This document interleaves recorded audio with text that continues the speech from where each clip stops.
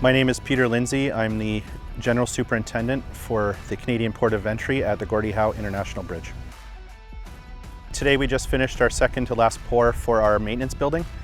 We have reinforcing steel, waterproofing, and backfilling ongoing today.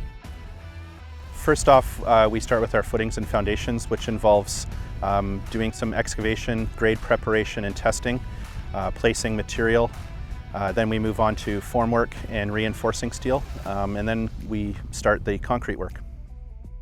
We installed wick drains and did ground consolidation work, which included permanent grade raise and surcharge material.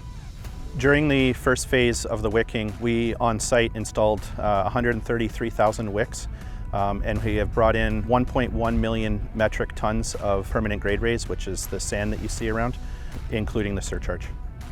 After that's completed, we remove the surcharge material down to our subgrade, and then we start our excavations. We really haven't used anything special. We are using standard concrete trucks, standard excavators, packing equipment, and chutes and pumps for the concrete. The concrete is sourced in Windsor, Essex. It gets batched just around the corner. This building is 3,500 square meters, which is approximately 38,000 square feet. We've been working on these foundations for 2.5 months. Our next step is to install structural steel. This is a significant building because it's the first of 12 that we've started.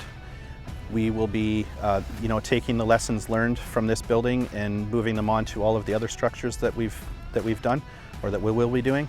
Our Canadian Port of Entry team has worked very hard to get to this point, to get out of the ground and to start these buildings.